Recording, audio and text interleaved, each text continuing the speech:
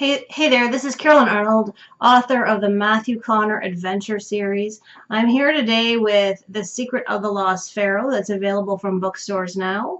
If you actually get this book in ebook before April 22nd, you even get an extra little bonus where you can sign up for the opportunity to win a $175 gift pack.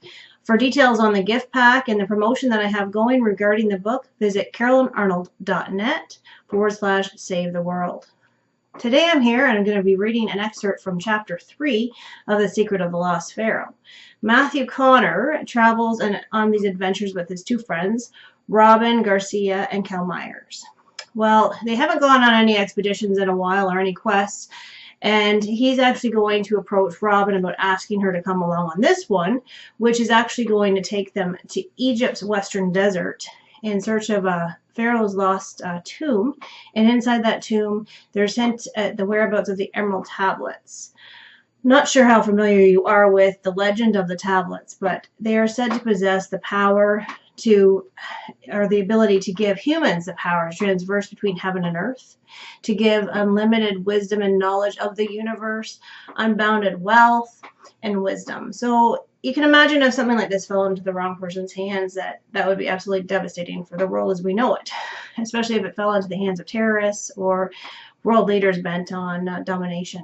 So in this book, you might, in this excerpt I'm going to read, you might feel a lot like Robyn, where she's a little skeptical about the power of the emerald tablets and whether the legend really has any warrant or like any reason to believe in it. So again, that's taken from it's an excerpt taken from Chapter 3. So Matthew's showing up at Robyn's work, which is the Royal Ontario Museum in Toronto. And here he is. So she's just closed the door and she took a seat again and folded her hands in her lap. All right, talk to me. Tell me about this find that can affect the fate of the world. It's the emerald tablets.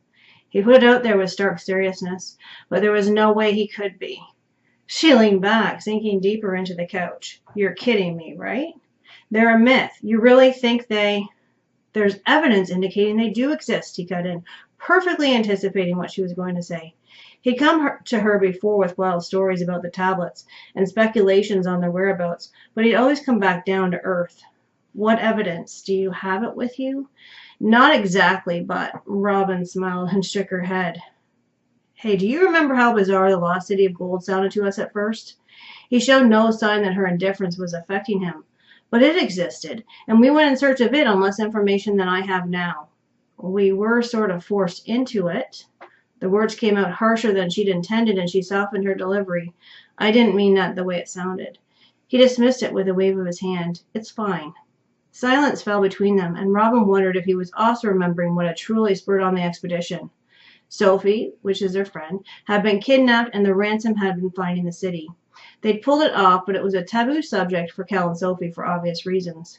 Are you considering asking Cal? She broached the subject with the diplomacy she normally used in her position at work. I am.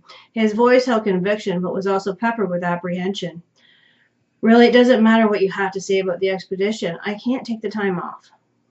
You brought this museum several artifacts from the Inca's lost city of gold. Matthew paused, as if hoping to drive home this point, but she was opting to play hard to get. The City of Gold?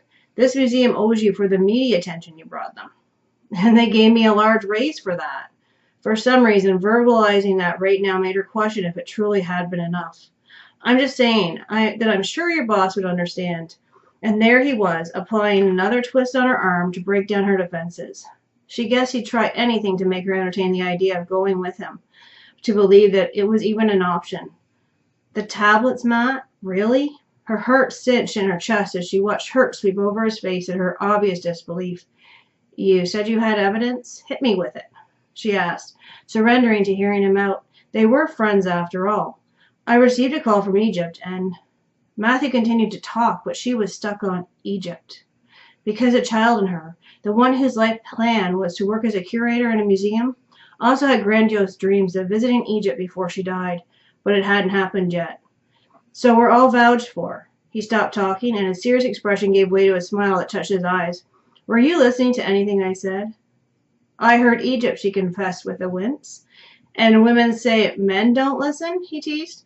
Alex had found evidence that's led her to believe that she and her team are on the verge of finding the tablets.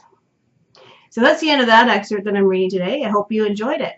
Again, that's taken from The Secret of the Lost Pharaoh, my latest installment in the Matthew Connor Adventure series, available now.